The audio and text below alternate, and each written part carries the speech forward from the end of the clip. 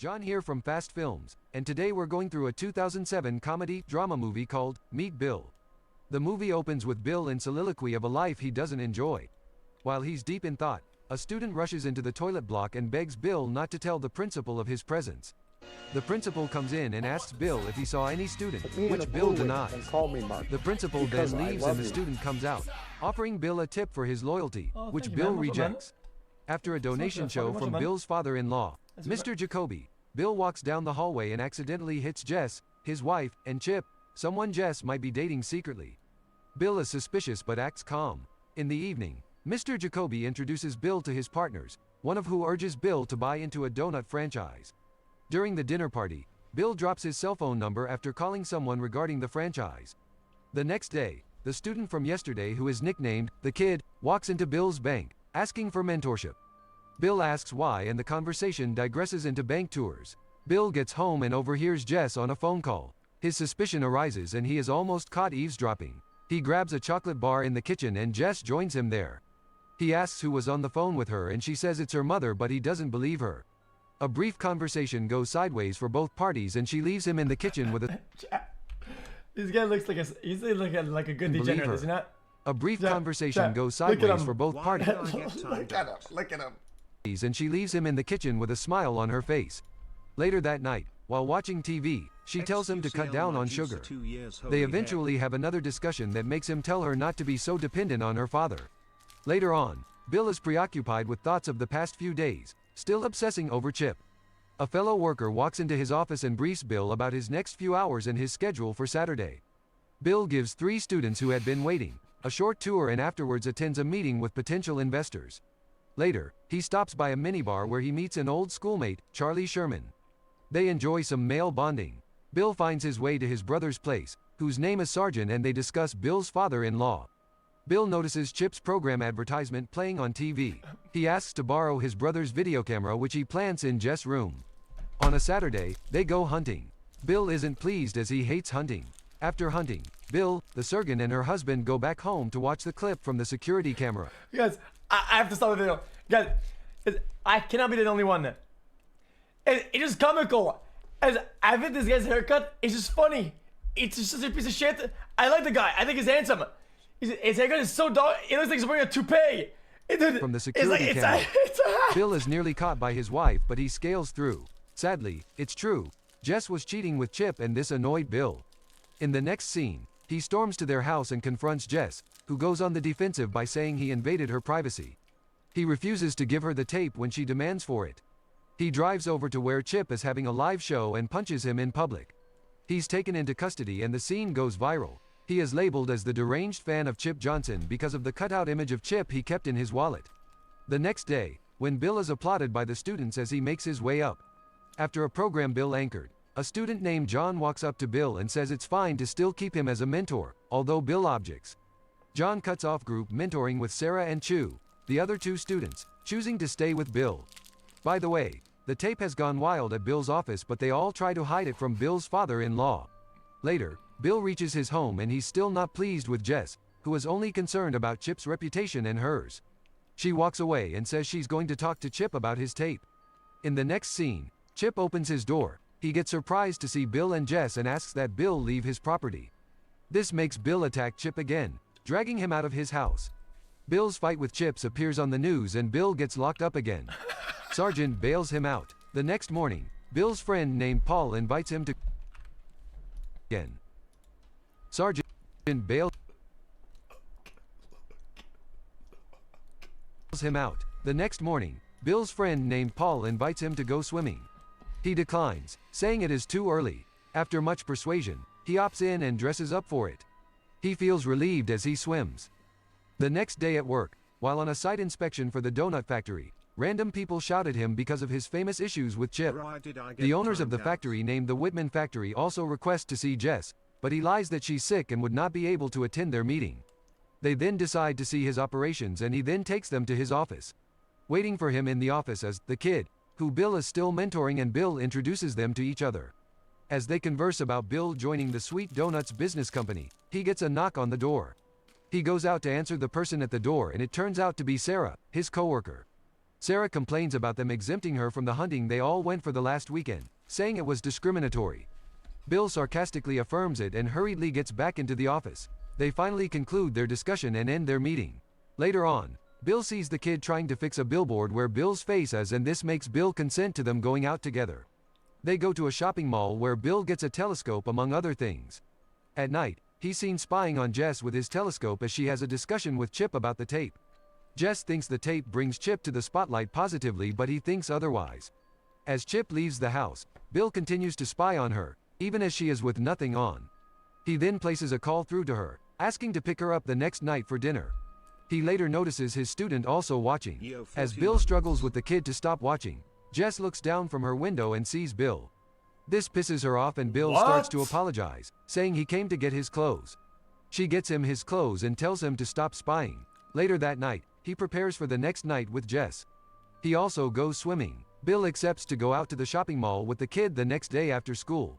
They plan to get new clothes for Bill and a new girl to make his wife jealous. The kid tells a lingerie salesgirl named Lucy about it and asks her to pose as the girl. The next night, Bill goes to pick Jess up for dinner. He also gets her some collections. At the dinner table with Jess' family, John Jr. argues with Bill about not being useful. Mr. Jacoby then announces his run for mayor, and tells them all to behave like family. Both Jess and Bill then agree to go out for coffee. As they talk, Lucy comes by the table and exchanges pleasantries with Bill, telling him to come by the store the next night. This gets Jess quite uncomfortable as she asks about Lucy when he drops her off. Meanwhile, Chip is seen at the house waiting for her. Before she leaves Bill, Jess gives him a peck and this gets Chip bewildered. The next day, Bill takes Lucy and the kid to the sweet donut store and Lucy poses as his wife. At the store, the kid causes trouble with a customer and Bill harshly talks to him about the struggles of making money. This causes the kid to stay mute as they leave the factory. In the next scene, Bill, the kid and Lucy set up some fireworks during a picnic.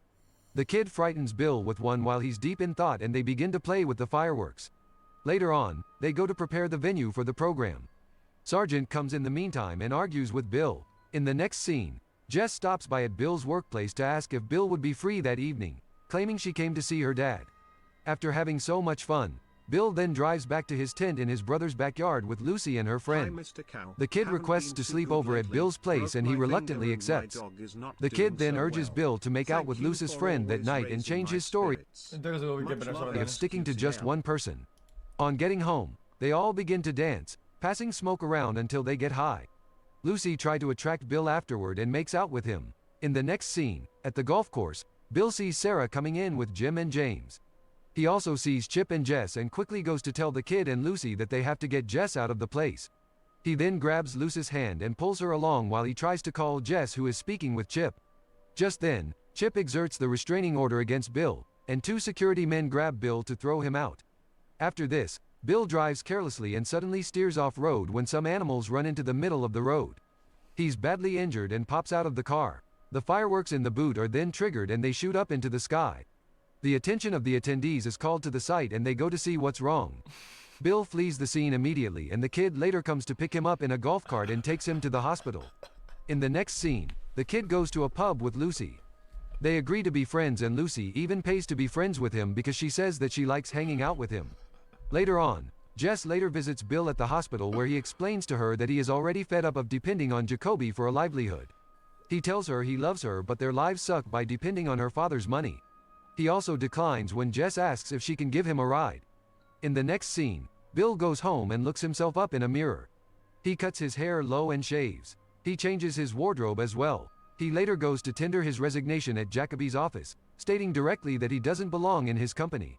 Jess's father agrees and supports his actions so far. Bill goes to meet with the Whitmansbit with a different motive than expected. He surprisingly finds that his franchise has been given to him after Jess convinced the company. But Bill doesn't want the franchise anymore. He later confesses to Jess that he was going to call off the franchise. He then lets Jess have the franchise instead and says he doesn't want to be the donut guy, the bank guy or the deranged fan guy, but he just wants to be himself. So, they both agree to separate peacefully and they put up the house for sale. Up next, Bill goes to meet the kid at school. He's not going to be his mentor anymore since he had left the company. Bill bids him farewell, saying he doesn't know exactly where he'll go. He promises to keep in touch and asks the kid to check his locker. The kid goes and delightfully finds fireworks explode and blow up his locker. Do this movie recap next xqcL link. Guys, we've been clickbaited, isn't it? This didn't happen.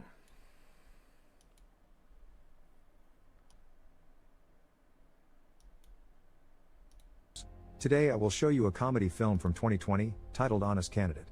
Spoilers ahead. Watch out and take care. Inspired by his grandmother Kim Ok-hee's huge donation to society and constant will to always help the little guy, Yo Sang-suk fought a massive insurance company due to a fine print in the contract that wouldn't cover Ok-hee's cancer treatment. Afterward, she founded the Ok-hee Foundation to help students and eventually made it to Congress with her grandmother's encouragement before she died. Nowadays, Sang-suk is running for the 4th time. She has a team full of experts that take care of every single detail, keeping an eye on what sector of the townspeople they need to win over next. Her main assistant and planner behind all is Park Hee-chul, who remembers even the smallest details, like stepping on her feet to make the shoes look more worn. Everything about Sang-suk's image has been carefully chosen, and she changes her outfit and commentary accordingly to please every person she visits throughout the day, from the civilians on the streets to religious leaders. When reporters ask her tricky questions, she chooses to stay silent. Today she'll appear on TV to debate against her campaign opponents Nam Yong-sung and Shin Ji-soon.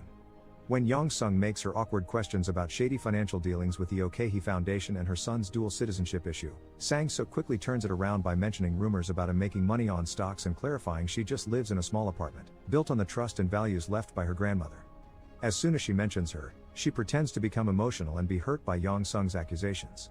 After the interview is over and they're gone, the show's reporter Kim Jun-young asks the director Cha Yoon-kyung how come nobody digs deeper into Sang-suk's financial dealings, and Yoon-kyung tells him to drop the subject because there's nothing he can do after 6 years. Meanwhile, Sang-suk goes to a restaurant to have dinner with Yong-sung and important politician Kim Sang-pyo. Yong-sung is whining because Sang-suk embarrassed him on camera and he couldn't do anything because they have an agreement, so to calm the waters a bit, Sang-suk gives them information on what company stocks they should invest in next.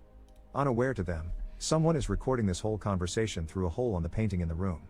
Outside the restaurant, all the assistants are having takeout. That's when Hee-chul sees the waiter sell a mysterious package to reporter Huang, who runs away as soon as Hee-chul asks what is going on. Huang escapes in his car before Hee-chul can take a picture of his plate, but at least he gets to see and memorize the number, and the waiter refuses to answer any questions. When the bosses hear about this, Sang-pyo promises to take care of it. The next day while Sang-suk continues his campaign on the streets, Huang finds his car hit by an employee of Sang-pyo's, who offers him a new expensive car in exchange of his old one and the footage he took at the restaurant. This is enough to buy his silence, so Sang-suk is safe for now. In the evening, she returns to her humble apartment and talks to all the neighbors about their problems, but only because Hee-chul whispers reminders into her ear. She's welcomed home by her husband Bong Man-sik, who is wearing his badminton uniform and loudly comments on wanting to play. As soon as they enter the apartment though, all the masks are off. Man-sik is sick of pretending to be a player just because his wife needs the badminton club votes. Their chat is interrupted by a call from Man-sik's mother, which Sang-suk takes with her best manners before the couple leaves the apartment. They do this in a very unusual way. They dress all in black and hide their faces, then climb to the roof to leave through a back door where Hee-chul is waiting for them with the car.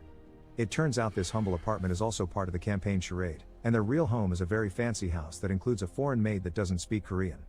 During dinner, Man-sik has a special list of requests for his wife, because he enjoys living off her money and power, not having to work for anything at all. Later in the middle of the night, Sang-suk gets an emergency call that makes her travel to the countryside while a storm is on the way. The person that has called her is Ok-hee, who is actually alive and hiding so Sang-suk can keep on using her name as part of her sympathetic story. Ok-hee is sick of hiding, but Sang-suk reminds her that coming out clean would get them all arrested, so they must stick to the lie. She also thinks her granddaughter has lost the kindness she had when she was younger, but Sang-suk promises she hasn't before noticing a photograph of her grandmother with 2 friends. Sang-suk freaks out, thinking Ok-hee has been in contact with old friends, and Ok-hee gets angry because all her granddaughter cares about is to keep up her cover instead of Ok-hee's happiness. It's already raining by the time Sang-suk leaves, and while waiting for Hee-chul to come with the car, she sees a prayers pile and decides to ask the gods to help her win the election.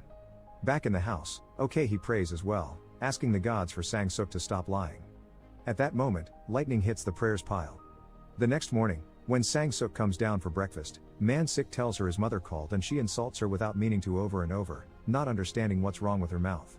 A few hours later, the couple goes to a live stream interview with a host Hee-chul has already spoken to so he wouldn't touch certain topics like the presidential election and R-rated jokes. However, as soon as the questions begin, Sang-suk continues not to control what she says and brings up those subjects herself, even admitting she and her husband haven't been intimate for years and that she doesn't read the comments her followers send her, the same followers that are now wondering if she's drunk. Man Sick keeps on laughing, trying to make it look like she's joking, but the interview is a complete disaster. Sang Suk realizes she can't lie no matter the topic.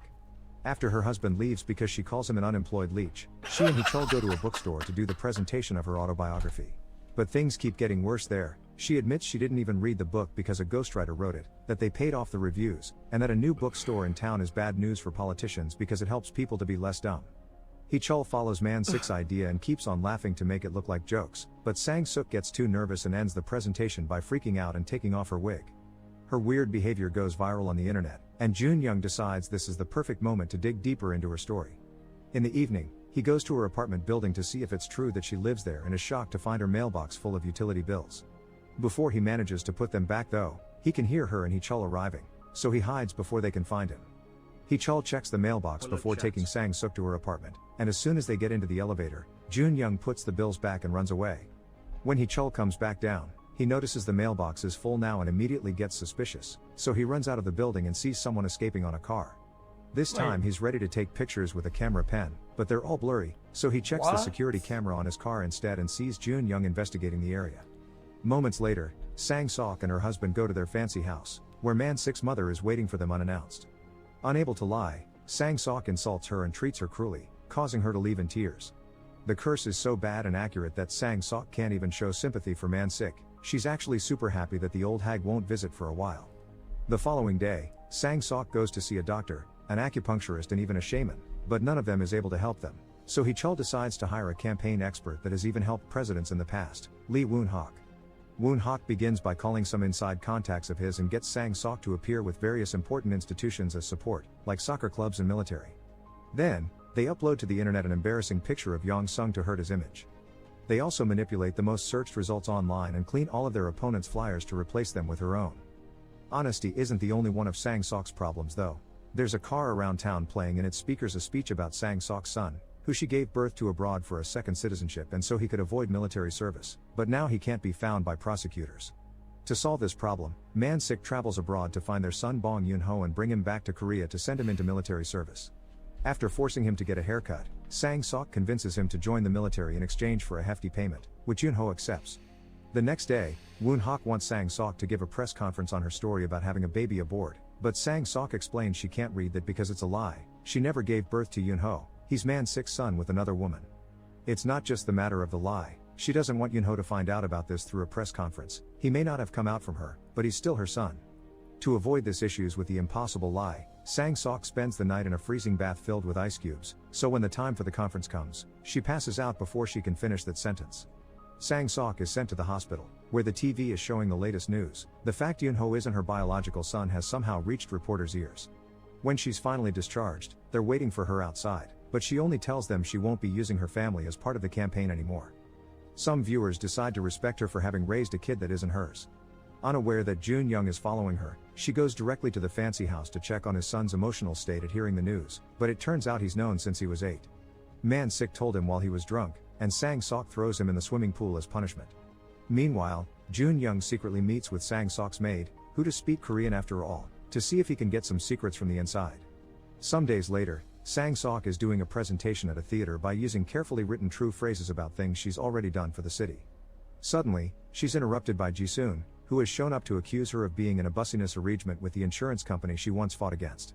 Sang Sok is about to confess this is true and that she did it because they would invest in the company of her choice, when Hee-chul pretends to have seen a bomb, pushing Sang Sok out of the way and making everyone leave the theater. When they return home, the first thing they do is to get rid of all the gifts the insurance company ever got them. They will have to move out too, since this nice house is also being rented by them. Some time later, Sang Sok is glad to see she's back on first place in the polls, so Woon-hak shares the next step in his plan. Trying to be sweet again won't work, so Sang Sok is going to promote her image as the most honest politician in the country. With the help of Yoon-ho, who has written a catchy song about her, Sang Sok talks to the people and appears in debates discussing how corrupted the system is, which gains her people's sympathy. One afternoon, when they drive by the Okhi Foundation, Sang Sok sees a woman camping at the entrance as a sign of protest because her son ended his life over low grades. Sang Sok wants to look into it, but Sang Pyo has given extra orders to ignore it. Meanwhile, there's so many names that are all different, but cannot. Hee-chul takes Okhi to her routine checkup because on her fake papers, he's her grandson, And he admits after all these years it does feel real. The doctor thinks okay What? he will die soon, but she doesn't listen, claiming they all have been telling her the same things for years now. Someone does end up talking to the woman protesting though, Jun Young, who then takes all the info he's obtained to analyze it with Yoon Kyung over dinner. They discover the Okhi Foundation is corrupted to the core and people can just pay more money to be admitted over others instead of passing the exam, and to the not VIP students they would just give Fs. Jun Young exposes— These are not names that are familiar to us. Okay? Okay? They're not familiar. Okay? So having them so many at the same time, I can't remember all this who's who. online during a mukbang stream, causing an instant scandal. While Sang Pyo begins getting rid of all the documents that may serve as proof of his involvement in the Okhi Foundation, Okhi herself takes a risk and goes Sang Sok to her office by keeping her face hidden. She's angry over what Sang Sok has done with her name, and in return, Sang Sok is angry that her grandmother is risking being caught. The two of them return to the prayers pile near Okhi's house, it's hard, unaware man. that Woon There's a Hak lot is of them. following them and now knows Okhi is alive. Together the two What? women pray for Sang Sok These to are be actor able to lie names. What are you again, talking about? but there are no signs they've been heard. Afterwards, Sang Sok goes to see Jun Young, who doesn't accept to stop digging and won't believe either that her intentions were good. That was when she literally his started. name. The next day, Woon Hak quits his position with her and goes to work with Yong Sung, who tells her he now knows her grandmother is alive and staying in one of the hospitals in the city. Sang Sok rushes to the clinic and Chul explains okay he passed out last night, and he didn't tell her not to worry her. He doesn't think the secret is in danger, because if Yong Sung had any real proof, he would have already gone to the news. Then, Sang Sok gives her grandmother a quick visit, crying when he shows her support for her campaign. Some time later, Sang Sok gives a speech on the street, but she barely has any audience. She admits having become rotten while at the same time, he is dying at hospital, making the prayers pile glow. After the speech, Sang Sok meets with Sang Pyo, who informs her he'll be backing Yong Sung instead now because if Sang Sok keeps opening her mouth, she'll bring them all down, so she should quit. While trying to convince him that's not the case, Sang Sok finds herself lying, but when she goes to tell her husband the great news, she's told about Okhi's death. Man Sik and Sang Sok go to Okhi's funeral, but they don't stay for long because they're still pretending she was Chul's grandmother. But at least Sang Sok is relieved to see Okhi's friends are coming over to say her goodbyes. Later, however, she and Chul find themselves stopping Sang Pyo, Yong Sung and their bodyguards from getting closer to the body before cremating it because they want to identify it themselves, calling it evidence. Because they don't know her curse is broken yet, Sang Sok reminds them she can't lie and gives them her word that she'll step down from the election, impressing them when she says she respects them both. But Sang Sok still has a plan. The next day, Chul goes to see Huang to buy the original recording of the meeting at a very high price. On his way out, he takes the keys of the car he got as a bribe and tries to use it to leave, but Sang Pyo's employee shows up to steal the pendrive from him. Chul takes Huang's older car to escape and picks up Sang Sok to hide her and the pendrive in the secret room at the Okhi Foundation, since they don't know Chul knows it exists. After reviewing the student admission paperwork and seeing how vile it is, Sang Sok leaves the hideout to apologize to the grieving mother that is still protesting at the building entrance. At that moment she's found by Sang Pyo and Yong Sung, who are after the pendrive. Sang Sok leaves in the car Chul left her and the men begin chasing her through the city, which is easy because Sang Sok hasn't driven in years.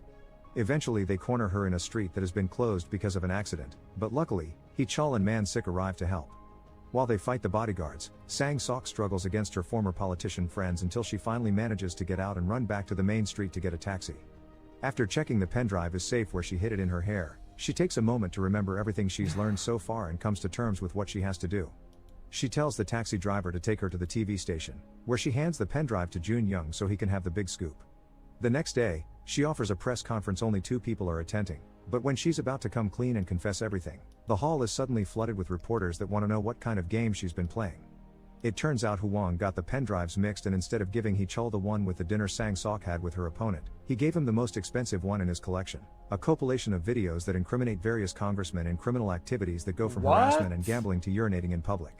After visiting her grandmother properly though, Sang Sok still does the right thing and gives herself up for investigation even if she wasn't in those videos. 2 years later, Sang Sok is released from jail and is making money from the book she's written about her experience. Her husband and son live with her in a small apartment and still expect her to pay for everything. But Sang Sok has learned her lesson and continues to be brutally honest, so after telling the 2 men to get jobs, she goes to the TV station to have her first debate as a comeback into a political career. She scolds Chul for telling her not to touch certain subjects and the host for not being neutral, then gets ready to drop some truth bombs. Make sure to subscribe and turn on notifications so you can watch more videos like this. Guys, I thought I was gonna learn about a movie. I feel like I know less about the movie having it watched now. if I watched it, I'd be now more confused coming in with this information than if I had none. Welcome back to Movie Recaps. Today I will show you a sci-fi film from 2011, titled 15 Million Merits. Spoilers ahead. Watch out and take care. In the far future, poor people live in facilities where they must ride stationary bikes to earn merits, which they use to pay for most of their daily actions. Food costs merits, but so does the bit of toothpaste they consume every morning. Their rooms are small squares covered with screens that can be used to watch shows and play games that must be paid for, but these screens also play adult ads even while you're in the bathroom, and skipping those costs merits as well. Each user has an avatar in the system, and getting clothes and other decorations for it must be paid for too. This is Black Mirror, actually, you're right. There are no vacations or breaks outside. The facility is their only life, unless they spend a huge amount of merits on a golden ticket to appear on the talent show Hot Shot, which could possibly earn them a better life. One of these bike riders is Bing Madsen, who has over 15 million merits. He isn't a big spender, preferring his avatar to stay basic, but he does skip all the ads whenever they pop up and spends his evenings playing video games. Bing doesn't care for the talent show or dumb comedies, so he sticks to music or landscapes while he bikes, always staying chill about it. This is very different from the guy on the bike next to him, Dustin, who is rude and obnoxious. He laughs loudly at his dumb humor shows, watches adult movies in the biking room in front of everyone, treats the cleaners like garbage, and makes fun of the people who have health problems because of the bike. Bing can't stand him, but he doesn't ask him to stop either. Another coworker of his is Swift, a young woman that practices violin while she bikes and has a crush on Bing. One day during lunch, Swift teaches him how to get apples from the machine whenever they get stuck and tries to chit-chat with him after making a joke, but Bing only thanks her before going to his table. Later that day, Bing is trying to play video games when another ad appears on the screen. Tired of this, he closes his eyes to have a moment of no screen peace, but this only causes the system to put all the screens on red and start blaring a warning that he should resume viewing.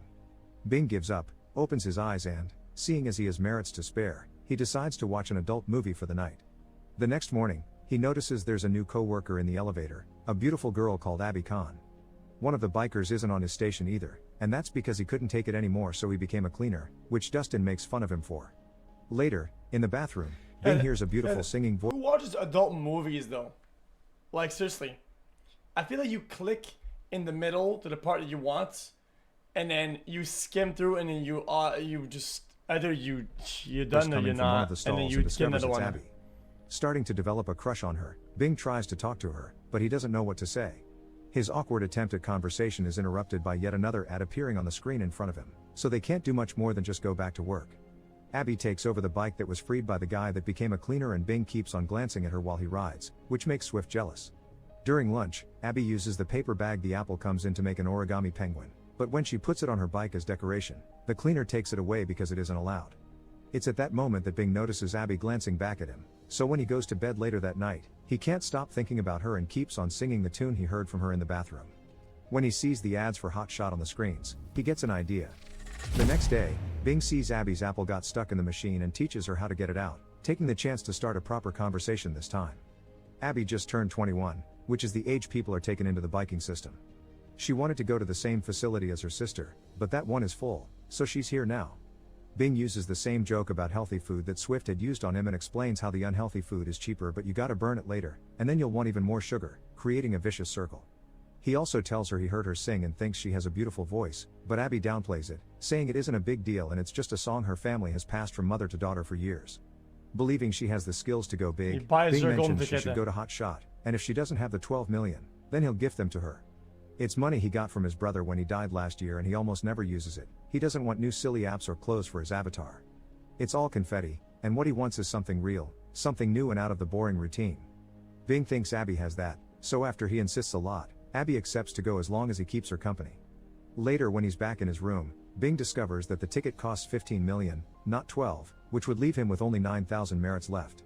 He decides to go for it anyway, and when Abby receives the gift, she responds with her avatar blowing a kiss at Bing. The next day, Bing and Abby take the elevator together to the floor where the show is recorded. Abby gifts Bing an origami penguin, pointing out that it folds flat so he can hide it in his waistband. In return, Bing holds her hand to comfort her when he notices how nervous she is. When they get to the studio, Abby is allowed in because she has the ticket, and she introduces Bing as his friends and family allocation, for which he gets a temporary tattoo on his hand that allows him to enter as well. Then they go to the waiting room, which is crowded with participants waiting for their turn. Some of them arrived today, but others have been there for a whole week. However, Abby doesn't have to wait long. Because of her good looks, she's chosen to go next. This makes a singer named Glee complain about the lack of respect for a rival order, but the bouncer reminds her he's just following commands from the people in charge. Abby is taken to do a screen test, which only consists of recording her in front of the camera saying she wants to be a famous singer before she's immediately taken backstage. A stagehand gives her a carton of a drink called Cup Lions and Abby tries to turn it down, but she's told it's compulsory for all contestants to calm their nerves and keep them from puking. Abby drinks it and begins feeling a bit cloudy, but goes to the stage to perform anyway. There are 3 judges waiting for her: Hope, Charity, and Wraith. Hope encourages her to go ahead and sing, but Wraith keeps asking her to take off her clothes. Abby ignores him and sings Anyone Who Knows What Love Is, Will Understand, by Irma Thomas, and the public likes her except for Swift, who continues to be jealous of her. Hope and Charity also like her performance, but Wraith looks bored the entire time. It's Hope that cuts her song short and tells her that while this is the best singing they had this season, her voice is just good, not great. However, she is absolutely gorgeous, and she'd do great in Wraith's adult channel. The 3 judges begin pressuring her into accepting a role in adult films, reminding her this is the only way to succeed and leave the biking life behind. The market is after all oversaturated with singers, and other people would die to have the chance she's being given. Bing is backstage seeing all this and tries to rescue her, but security takes him away right before Abby, still feeling the effects of the brain fog and overwhelmed by the audience chanting "do it" at her, accepts the deal. But the way she says "I suppose" shows she's not at all happy about it. In fact, she begins crying. Back in her room, Swift is disappointed by this result too. A couple of days later, Bing is back to his normal life and feeling awful about what happened. He keeps the penguin Abby gifted him together with her empty carton of Cup Lions hidden under his mattress and goes through his routine in an awful mood, especially when Dustin puts on the adult channel and he has to hear Abby give interviews while sounding soulless. Because of the money he spent on the ticket, he also has to go back to eating junk food. Later in the evening, when he's playing video games, the ads take over the screen again, showing Abby's first adult film.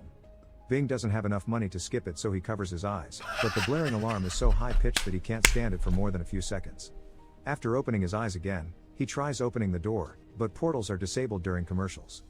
The heartless image of Abby on the screens is too much for Bing to handle, so he begins freaking out, yelling and hitting the screens until one of them breaks. When Bing notices a glass shard on the floor, he makes a test by making a cut on his tattoo. This gives him an idea for a plan.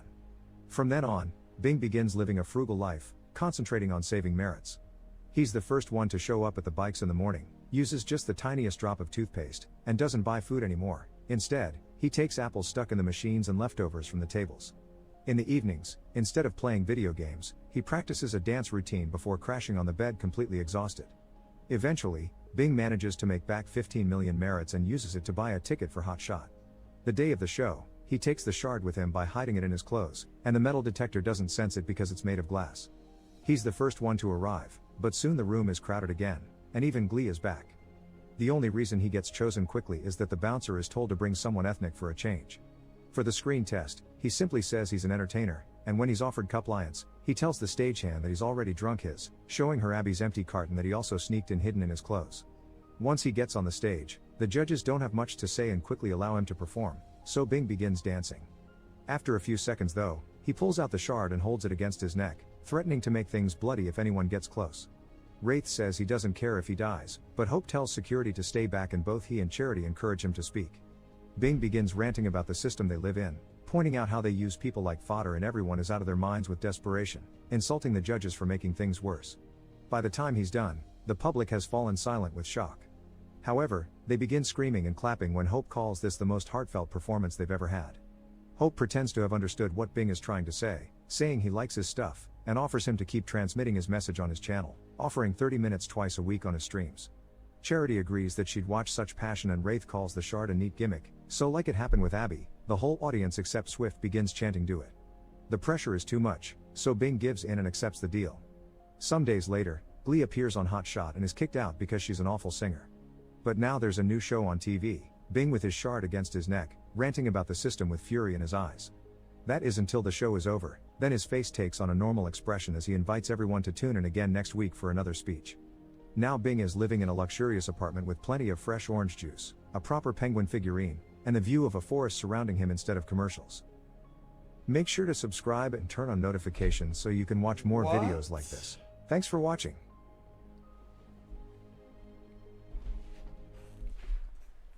Wait, what? That's it? That was really odd.